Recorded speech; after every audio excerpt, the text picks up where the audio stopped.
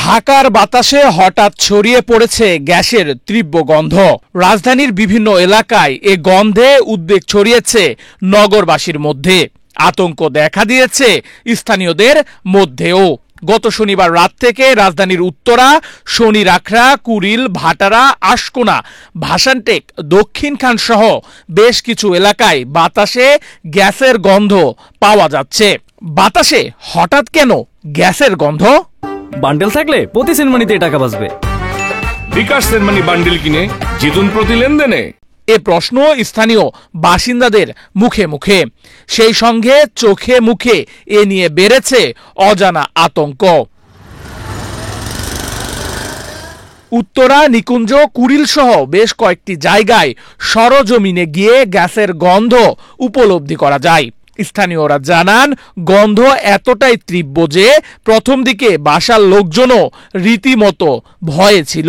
আতঙ্কিত হওয়ার ব্যাপার হইতো, কারণ গ্যাসটা হঠাৎ করে আগে তো ছিল না, কিছুদিন যাবত 2-3 দিন যাবত আমাদের বলতেছে, কিন্তু বলার পরে আমি আজকে জিনিসটা মানে নিজে থেকে শিওর হয়েছি যে এরকম হচ্ছে আর কি গন্ধটা। শনিবার রাতে গ্যাসের গন্ধ নিয়ে আতঙ্ক ছড়িয়ে পড়ে নিকুঞ্জ এলাকায়, যার কারণে রাতের ঘুম হারাম হয় এলাকাবাসীর। মেসেঞ্জার গ্রুপ আছে আর কি, ওই মেসেঞ্জার গ্রুপে হঠাৎ দেখলাম যে অনেকেই বিভিন্ন জায়গায়, স্পেশালি আমাদের টানপাড়া, আমাদের জামতলা, সরকার বাড়ি, আমাদের নিকুঞ্জ, খাপাড়া, এদিকে যারা আছে আর কি, তারা বিভিন্নভাবে বিভিন্ন জন আমাদের গ্রুপে পোস্ট করছিল আর কি, যে এই যে আপনার গ্যাসের যে গন্ধ, এই ব্যাপারে পোস্ট করছিল আর কি। সম্প্রতি একাধিক অগ্নিকাণ্ডের ঘটনায় আতঙ্কিত নগরের মানুষ। অন্যদিকে বাতাসে থাকা গ্যাসের কারণে নতুন কোনো বিপদ হবে না তো, এমনটাই আশঙ্কার কথা বলছেন নগরবাসী।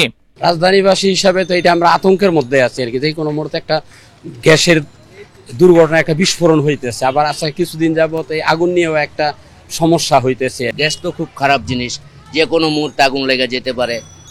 রাস্তাঘাটে যে ধরনের গলিতে গলিতে আপনার মনে করেন যে গন্ধ ছড়াচ্ছে, যে কোনো মুহূর্তে মানুষ সিগারেট খাচ্ছে, ধূমপান করছে, রাস্তায় চায়ের দোকানে বসে সিগারেট জ্বালাচ্ছে, তো যে কোনো মুহূর্তে আগুন লেগে যেতে পারে। এদিকে পরিবেশবিদরা বলছেন, বাতাসের সাথে যে গ্যাস মিশে যাচ্ছে, এতে করে বায়ুর মান ও জনস্বাস্থ্যের জন্য ঝুঁকি তৈরি করতে পারে।